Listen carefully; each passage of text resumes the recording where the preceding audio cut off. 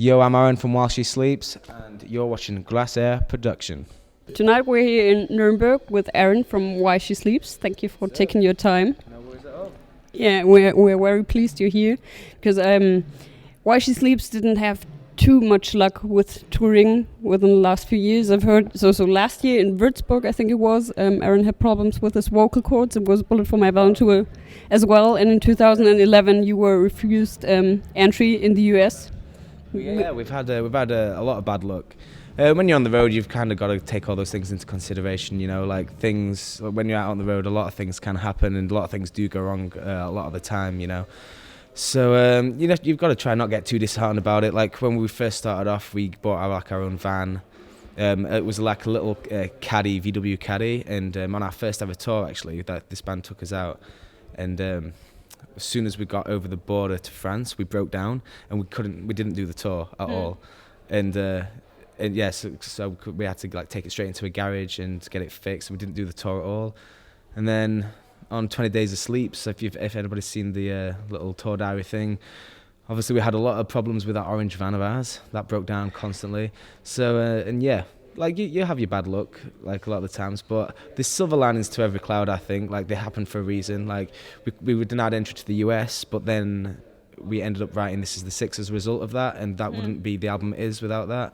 And then like you said with Lawrence's vocals, like we had to have a lot of recovery time, but again that happened just before he was about to go in to record the vocals. But if that problem didn't happen, then we would have never added all the little special ingredients that we did to Brainwashed, and it probably wouldn't even be called Brainwashed, you know, like, and you know, like you have hurdles in life, but you just gotta jump over them, and you know. So you see, it all works out in the end. Yeah, but you see positively with the US, because my question would actually have been, where would you be now if you had done this tour?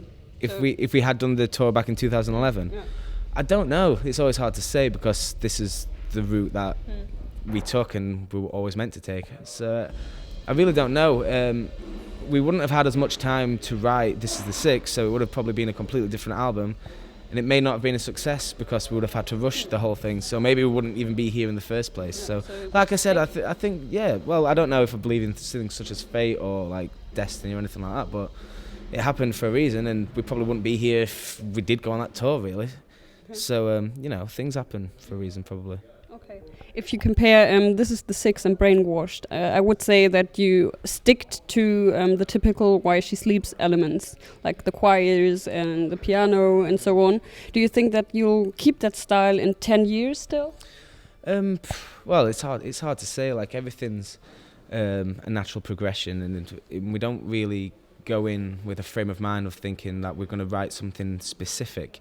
You know, it's just whatever flows out of us, and we have like maintained like, you know, the piano like instrumental elements, and in the really like the thing is we really like to try and be diverse, and we like to and I think like will gain us like a wider audience, and we want to be like the heaviest band and also the most melodic in one album. You know, I liked the fact that somebody could put the album on and play two different songs, like a lighter and a heavier one, and they wouldn't think it's the same band. And I think that will take us in 10 years' time. Who knows where that will take us? Like it leaves it open. It leaves it open for us to take any route we want, really. So maybe we will. I mean, I love piano; it's one of my favorite instruments. So maybe we'll still, you know, apply that to music in the future. But we'll see.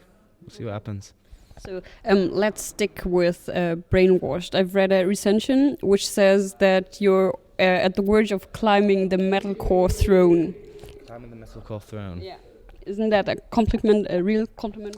Yeah, that is a compliment. Although, like, you know, we don't try and like specify ourselves within like any type of genre. That's why we're trying to, like I said, we always try and make our music extremely diverse. So I don't think you can really put a stamp on what While She Sleeps is, and I think that's what's so special about it, because we don't like to think we're like a metalcore band. Although we do have like metalcore elements, we've also got a lot of other elements to us as well. So yeah, but if somebody wants to say that we're climbing any sort of thing, that is kind of a compliment. So thanks. So is that your goal as well, climbing the metalcore throne? And what would be the next big goal for While She Sleeps then?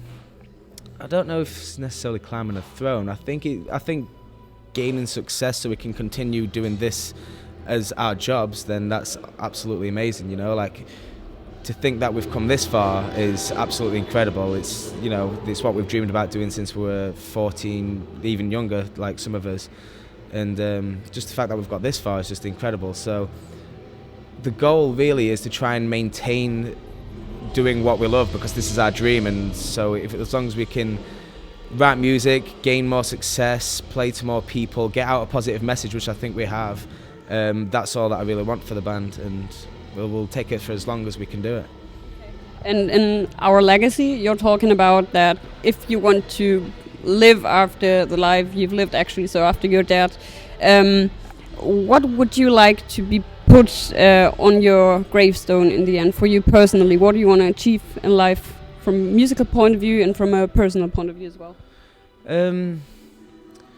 I read like a really cool quote the other day, and it was like, it went somewhere along the lines like, I don't want to die with my body in like a perfect condition. This is just paraphrasing, but I don't want to like die with like my body in like a prestige perfect condition.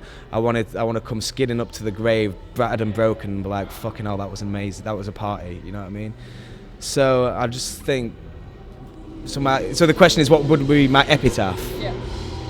I think I had a blast, so don't worry about me. I had a blast, so don't worry. That's what I'd say. Quite cool. So you also got a song on your Brainwashed album called Brainwashed. If you were able to brainwash anybody, what would you want to change about humanity the way it is right now? So what would be your message to carry out to the world? If I'd like to brainwash people, I think I'd brainwash people into stop being brainwashed. Because I think like the whole concept of our album is basically talking about, you know, people born into this world. They don't get really a choice of, you know, from when they're born or what environment they're born into or wherever they are. And I think they get indoctrinated with like religious beliefs, and then, you know, as soon as they go to school, they get told this, that, and this is wrong from like, this is right, this is wrong, and there's just things that are trying to like advertisements are trying to put beliefs on people, you know what I mean, and make them a certain way, and then people aren't really thinking for themselves anymore. They don't really get a chance to stop and think what kind of situation they're in, because they just go to school and they go to college, they go to university, get themselves in debt, and they have to work a job to repay all the debt off, and then they get to the end of their life in retirement where they actually get to enjoy life, and it's like, but you can't really enjoy the full extent of your life because you're old and you can't really move anymore. So like, we're just trying to tell people to wake up a little bit and just try and make a conscious decision of leading life for yourself, and try and not get, you know, in a situation where you're not really in control of your life. All right. So did you already succeed in it? So do you remember any story of a fan which really impressed you, maybe because you got close fan contact as well? I mean, we always try and go out and see our fans. Like the end of every show, we'll always go to merchandise and try and meet them all as much as possible, because we wouldn't be in the position that we're in if it wasn't for those guys, you know. So yeah, I mean, a lot of them always, you know, you're meeting them every night. People saying that, you know, we've really influenced them to start playing music and this and that. And but I remember this one guy on Warped Tour, 2013, our first time over there, and he was like, I Courage, I Cancer, the song saved my life. It was like I was really depressed, going through a lot of stuff, and it was like, and he was started to have suicidal thoughts, and he said that song saved his life after it started to make him think about himself a little bit more. So yeah, that was crazy. I always remember that guy. So yeah. Yeah, but it's cool. Maybe he's watching as well. Maybe you can say hi to him. Hi. Many bands say that they got a favorite song on the record and a favorite song playing in live, and it varies from bassist to guitar player and so on. What's your favorite song on the record, and what's your favorite song playing live? My favorite song on the record in the minute is Method in Madness, just because I like how chaotic it is, and I think it's got some amazing beat downs in it, and it's got a good message as well. And but we haven't played that live yet. We've been practicing it in soundcheck to play live, but we've not played it yet. So that's my favourite song on the record. Favourite song to play live is probably Brainwashed at the minute. Either Brainwashed or Trophies of Violence, because they're both really heavy, and you get a lot of aggression out on those. And especially Brainwashed, because we play it at the start of the set too. So I've got a lot of energy for that song, so it's always my favourite to get in there and start throwing down. Cool. One last question. What would be your favorite headline to read about While She Sleeps within the next few years? Well, it certainly wouldn't be where we got our name from. I won't tell you about that one. But While She Sleeps, first band to play on the moon. First band to play on the moon? Yeah. On Mars? On maybe not Mars. That's a long way. Yeah. I think I have enough stress just travelling to Australia, so maybe Mars is a little bit far away.